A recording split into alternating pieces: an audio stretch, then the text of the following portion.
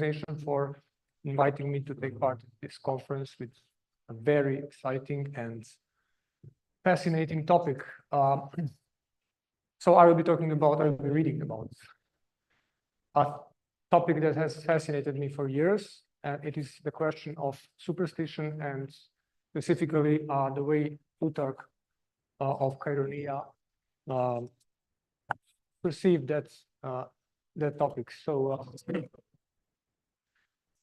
in the vast collection of Plutarch's essays on various topics known as Ethika in Greek and Moralia in Latin, one finds a small group of writings specifically dedicated to religious topics.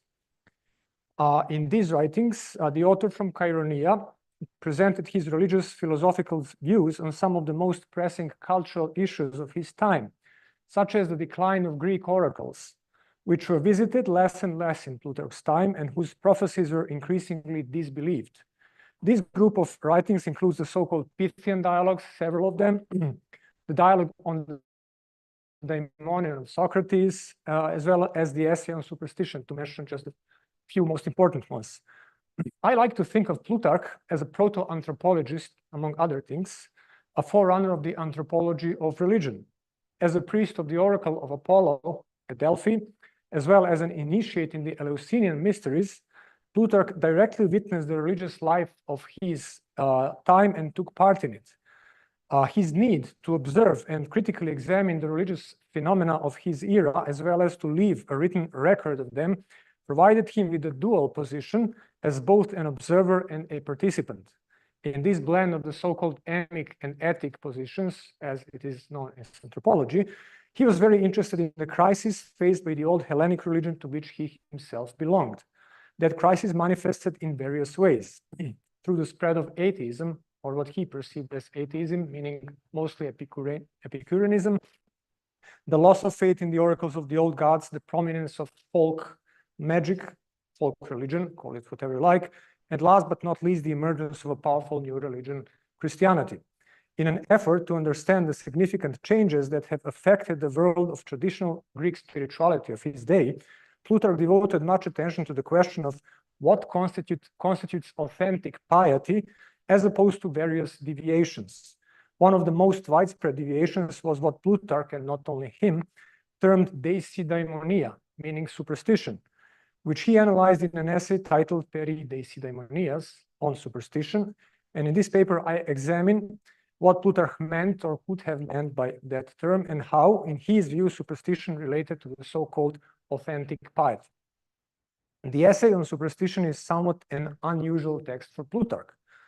It is characterized by a more personal tone, a pronounced emotional charge, and even intolerance, which are not typical for the always temperate and scholarly detached writer from Chaeronea. This has led some scholars to consider it spurious, while Frank Cole Babbitt, Plutarch's English translator, suggested that it could have been a draft for a speech, in which case it would be characterized by a great degree of personal involvement. Today, almost no one doubts that the treatise on superstition is indeed Plutarch's. Moreover, considering the context of the treatise, as well as Plutarch's intellectual background, the more personal tone becomes quite understandable. In fact, I will attempt to show that with his essay on superstition, Plutarch actually took part in a sort of cultural war that was raging at the time. I will argue that his views on superstition must be taken in the broader context of the late antique religious market, let's call it that way, and the diversification of religious options, not to say offers. Plutarch's conservative and at times even intolerant attitude in the essay ought to be understood in the context of a major shift of religious paradigms that was carried over from the Hellenistic syncretism to the Roman era. Plutarch's essay is not an examination of superstition alone. Rather, Rather, it is a comparison or syncresis, as it was called in Greek rhetoric, of superstition and atheism, or atheotes, as he calls it. Plutarch views these two as extremes on a spectrum, with true piety, or eusebeia, as he calls it, occupying the middle ground. Atheism and superstition both arise from ignorance about the true nature of the gods.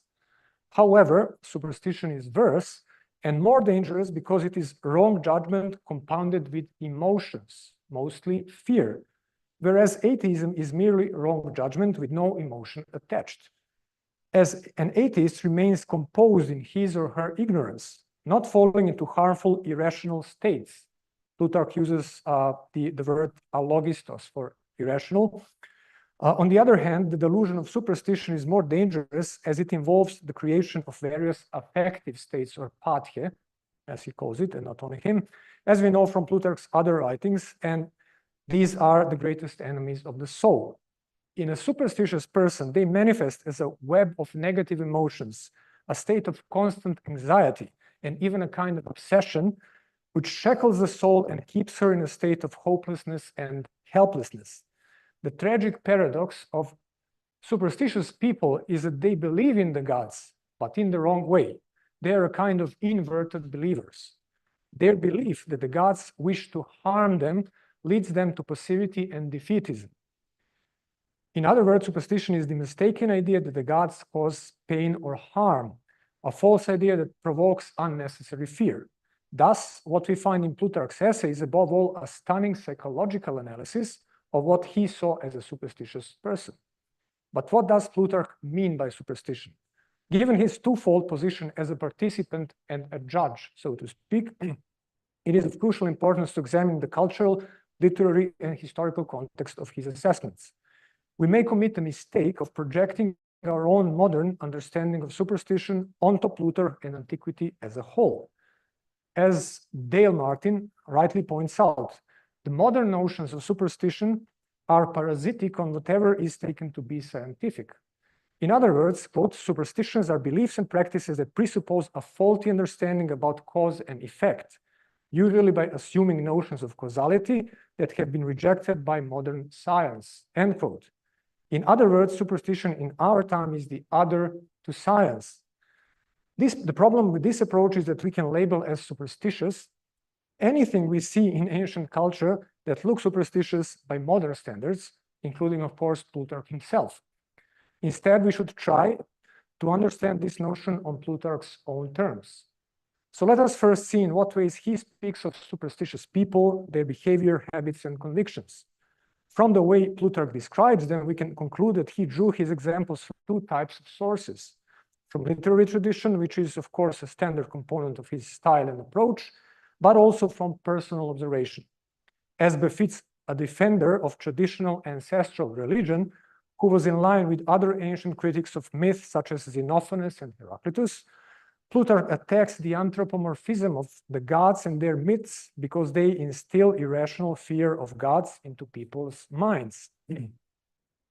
For instance, he particularly criticizes those aspects of the myth of Artemis that involve the offering of human sacrifices and portray the goddess as a savage, sinister companion of the chthonic mistress Hecate. Take, for instance, the story of Iphigenia.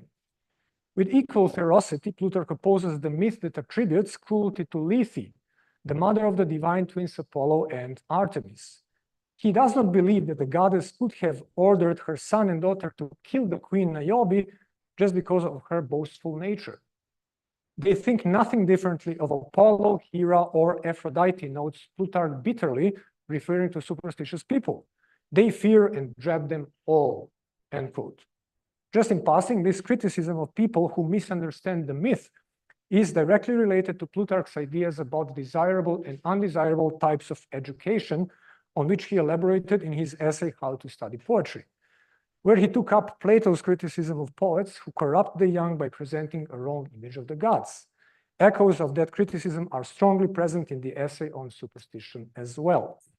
The most obvious literary source for Plutarch is certainly Theophrastus, with his book Character Sketches et Hikoi Characteres.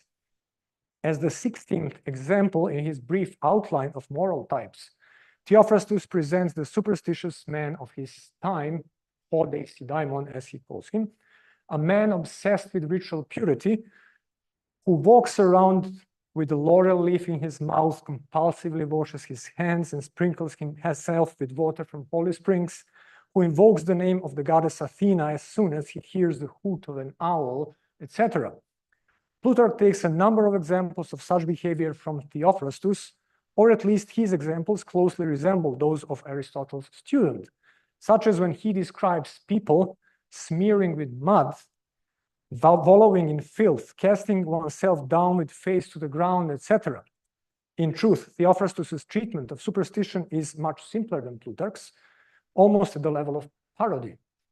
It appears that Theophrastus was largely concerned with the social consequences of superstition. It simply incites shameful behavior inappropriate for an Athenian citizen.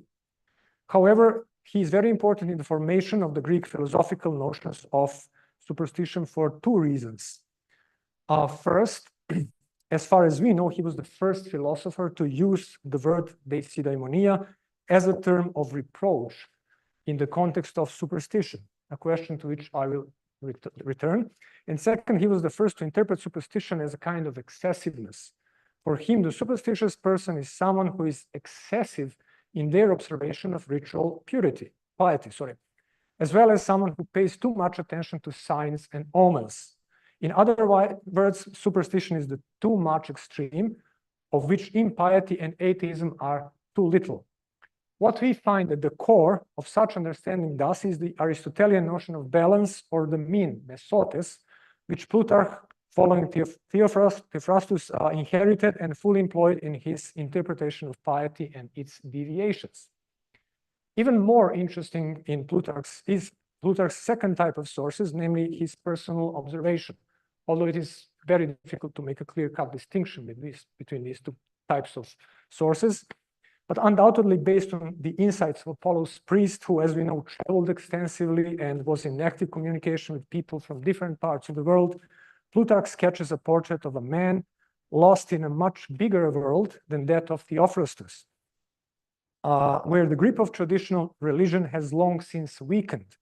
A man who was always in fear of the all-powerful goddess Tyche, who dreaded the bloodthirsty goddesses Hecate and Artemis, as well as their oriental counterparts, the Egyptian Isis and the Syrian Babylonian Ereshkigal, who was the ruler of the underworld. Plutarch strongly disapproves of the fact that these people sought protection from their fears in magical practices and from wandering sorcerers and wizards. He calls them agyrtai and goetes, who could be found in every town and village of the Roman Empire. Here we might recall that Theophrastus too mentions the so-called exegetes, this is how the term has come to be, exegetai, persons who interpret dreams and omens, and who were sought by superstitious people for help and guidance. Okay, let me go to the list. It is striking that the forms of superstitious man's behavior that Plutarch depicts are very similar to the actual practices described in the Greek magical papyri of the time. Falling prostrate on the ground, rolling in the mud, invoking strange barbaric names or nomina barbara, using seawater, all these appear abundantly in the magical papyri found in Egypt. In other words, much of what Plutarch calls superstition actually comes from the so-called barbaric practices imported by credulous Greeks. It is an importation of foreign ways into more pristine and honorable Greek culture and religion. To a large extent, thus, the essay on superstition can be read as a treatise against magic, as a rival spiritual current of the time, written by a conservative Apollonian priest concerned about the decreasing number of followers. The intellectual context in which Plutarch writes is easier to understand if we take into account what Fritz Graf calls the theological turn in late antique philosophy. In brief and with a bit of simplification, it could be characterized as the blurring of boundaries between philosophy, religion, and magic, resulting from the great Hellenistic syncretism, as we witness, for instance, in some forms of Neoplatonism, take Iamblichus and his notion of theurgy. The flourishing of Middle Eastern and Egyptian mystery cults in the Roman Empire, such as those of Isis and Mithras, the rise of Christianity, the appearance of Hermetic literature, the development of magical and astrological teachings, philosophical and religious demonology, all this gradually led to radical changes in religious paradigms of the epoch, with more innovations that Plutarch was ready to accept. Therefore, it is very striking that Plutarch does not say a word about Christians. We're talking about a period in which both Greek and Roman authors polemically discussed the spread of Christianity, precisely in the context and imagery of superstition and the abandonment of ancestral religion.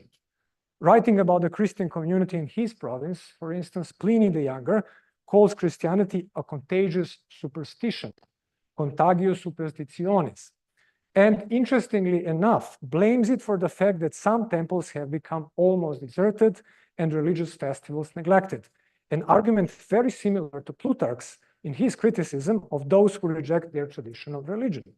In his Annals, Tacitus calls Christianity a destructive superstition, excitiabilis superstitio, a disease that invaded Rome from Judea.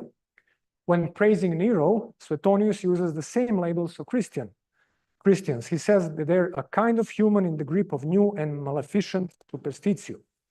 We find the same accusations in Lucian of Samosata, who calls the Christians wretched creatures, kakodaimones, who deny the gods of Greece. Certainly, the Christians of Plutarch's time were on their way to becoming the main rivals of the Olympian gods on the so-called religious market. Thus, it seems impossible that Plutarch, with his keen interest in religion and cults, would not have learned at least something about Christianity, especially as he shared some friends in Rome with Pliny and Tacitus. Fortunately, I cannot go any further, as this interesting question remains outside the scope of my paper.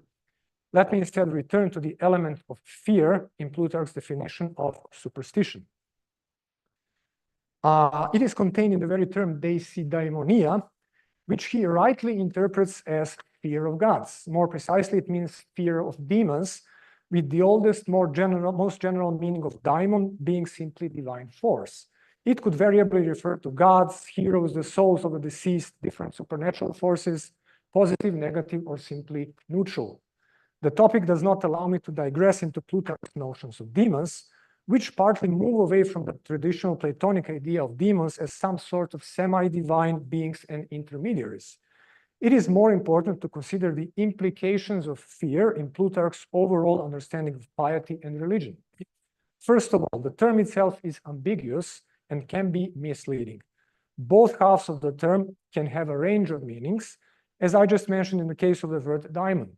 And the first part, deisi, coming from the verb deido, which means to be afraid, can also refer to awe or respect rather than actual fear. In other words, deidaimonia can have a neutral or even positive meaning, synonymous with the words such as eusebeia or theosebeia. We find such usage in Xenophon of Athens in his Agesilaus and Cyropedia. We find it in Aristotle too, who in his Politics says that a good ruler should be deidaimon, respectful of the gods. We still find it even much later, for instance, in Diodorus Siculus from the 1st century BC, which proves that throughout the centuries, the word retained its neutral and positive meanings too. However, Plutarch aligns himself with Theophrastus and interprets the term as referring to irrational, delusional fear of. What is at stake here is the nature of the world itself. And this is actually the underlying philosophical rationale of the whole idea of fear as the main component of superstition. If the gods can do harm on purpose, if they can be angry, vengeful, and malicious, so as to be feared, it means that the cosmos itself is not divine, harmonious, and good, as Plato teaches, for instance, in the Republic and Timaeus. This is an argument from ontological hierarchy identified with ethical hierarchy. If the gods are ontologically superior, they must also be morally superior. Those higher on the ontological scale must be higher on the ethical scale too. Thus, we find in Republic statements like, quote, the gods are necessarily good and can do no evil, or God must be the best of everything, etc. If such is the case, then fearing the gods reveals a wrong theology, so to speak. It points to a deeply flawed understanding of the world. Superstition simply points to a less than perfect world, and for Plutarch, this means plain impiety. This is why for him, superstition is worse than atheism. In a way, at least typologically, if not historically, we could compare it to the traditional Christian notion of heresy. To sum up, Plutarch's criticism of superstition is multi-layered and mostly based on his Platonic philosophical orientation, as well on his personal position as Apollo's priest at Delphi. It was written at a time when the old Greek religion, as he understood it, was in a steady decline in an atmosphere of flourishing rival spiritual currents and teachings. In addition to his priestly conservatism and efforts to reject religious innovations, Plutarch adheres to the Platonic teaching of the goodness and perfection of the world, a notion that would be disrupted by the existence of malevolent gods. Finally, in his evaluation of superstition, he relies on the philosophical tradition of measure and balance. These should exist in everything, including religious life. Neither too much nor too little piety is good. But what exactly the right measure is, the answer must be sought elsewhere in Plutarch's work. Thank you very much.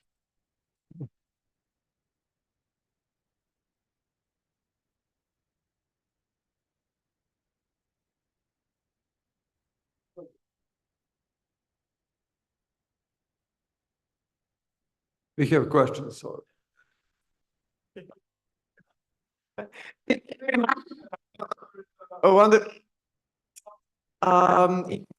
And it's very unfortunate we don't talk right after you, because we are going to mention time and ontological order and Martin's author that you also cited. But beside that, more about science. Okay. But here is the question. According to Plutarch, which that superstition can work. If you read Desert Fathers and if you read Desert Fathers of the 6th century, John and Barsanuphius, that I read the most evaluated read, but for that thing is superstition can work, but it's bad for your soul. So it's like it will harm you, Yes. but it can work. And now I'm wondering if I don't know, covering yourself the mud or doing these ridiculous things can actually protect you, or it's a foolish belief. It doesn't work.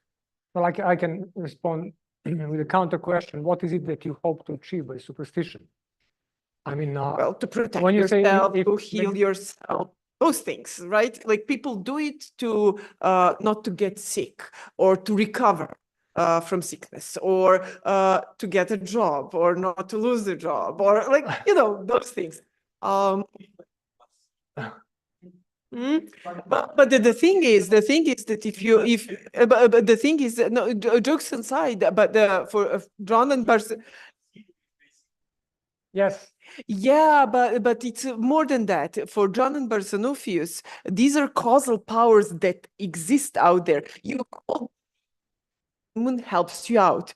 It harms, but it gets you here. You predicts things. Yes. It can kind of work in a real way, even though it's bad for you. So it's not. Yeah. Anyway, He doesn't say anything about achieving the desired results, and I don't think he would say it even if he believed it, because it would be an advertisement for superstition. Okay, but he does believe that superstition is a real psychological power that has a very real very real consequences on those who are affected by it. But he simply says that these consequences are bad. That he doesn't say anything positive about it in the way that you imply. yeah. Definitely. Okay, thank you. Thank you. It was really interesting to hear about Plutarch's view on superstition. And I have a question. Maybe it will be confusing. The most interesting presentation for me was the part of about fear and about fear. Fear. Yes. And you mentioned at the beginning, I think, education. No? Did I mention what? Education. Education. Yes. Yeah. Yes. Okay. So we have irrational fear of gods. I think God is not irrational. If there is an opportunity for God to score trust, then it's rational to fear God. But in educational sense, I suppose I would like to know a bit more about his view on education. Like, is that something like paideia? And if we learn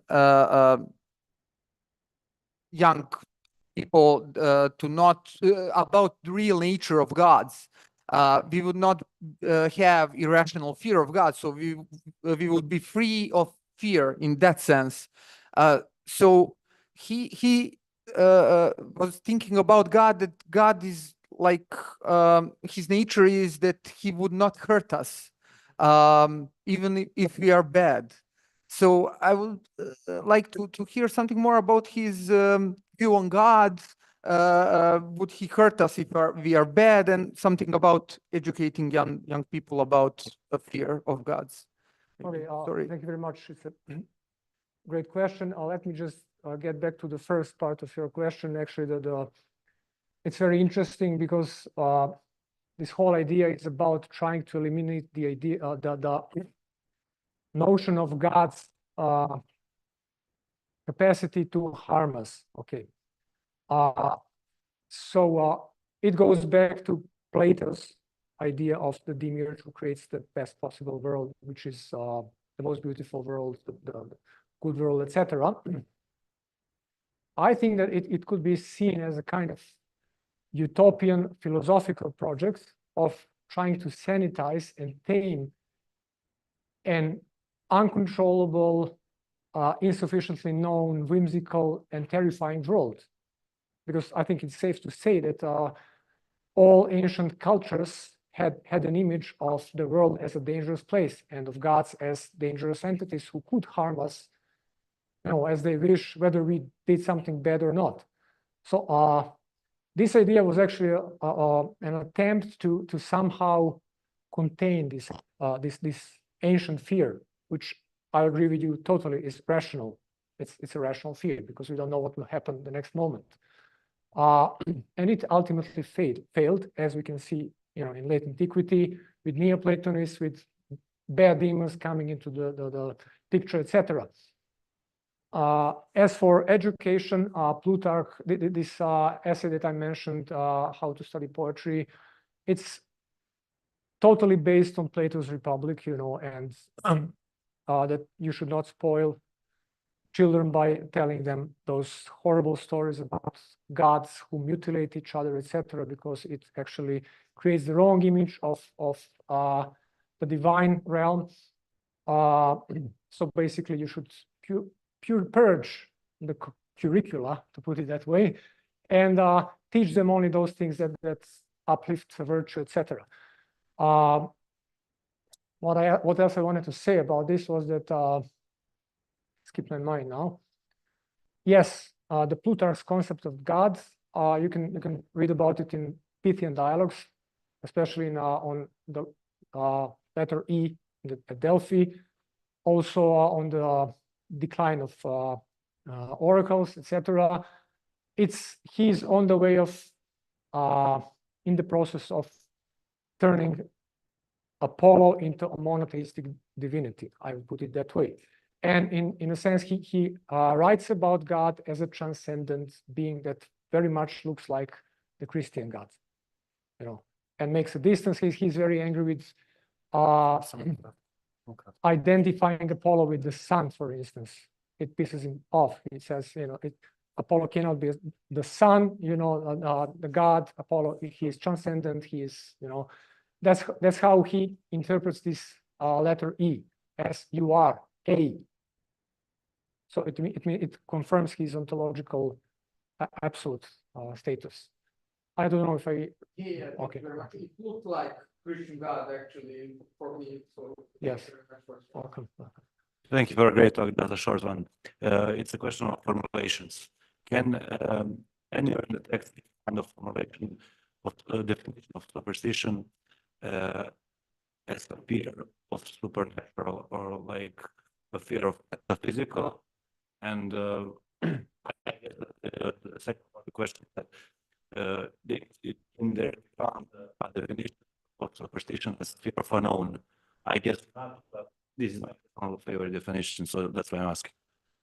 Well, as for your first question, it's a problematic one because I don't really think that the concept of supernatural as such even existed in Plutarch's time. We're talking about, a later development. Back to Plato and Aristotle, it was all part of one nature. So you don't have this ontological gap. That's my impression, concerning Plutarch. As for the other question, the fear of unknown, yes, that's something that's going on through the text, but he interprets this in a psychological way. It's natural to be afraid of the unknown, but you should not project it to the realm of gods. Yes. Welcome. Before closing this, I would like to just address only one remark and question about this. It is historical from the point of view of cultural history, maybe, Okay. because you mentioned that there is some similarities between practices that described by Plutarch and in pipery, magic pipery in Okay. But I'm not quite sure because if I understood well, this thesis is the some practices maybe import from Egypt in this time because at that time. Beginning of the Roman Empire, and thus it was widespread throughout the empire. But my impression is little different because if you read Theophrastus, at the beginning of Hellenistic time or the end of classical time, in every single sentence he described different kind of superstitions. You have some magical practices. So I'm not sure, and even having in mind what the classical book of Dots about Greek, irrational Greek. So we have that maybe this magic element was present in Greek culture, not from classical, but always, And I'm not sure. We often say that it must be import from the East or so because we usually see Greeks through as through as philosophical. Thank you very much. I fully agree with you. Magic has been there always. I'm not talking about importing magic from Egypt. What was imported was Middle Eastern type of magic. You didn't have small figures of Isis and Ereshkigal and other Middle Eastern Egyptian deities. You didn't have Nomina Barbara in Theophrastus' time. You understand? So what changed was the content of magic, but magic existed always in Greece as well. I mean, it's okay. Yeah, definitely agree with you. Just to make clear this. So it is a time now, I think, to close this this session and. Thank you. Thank you. Okay, so tomorrow we are off now to take a break, and we will meet tomorrow at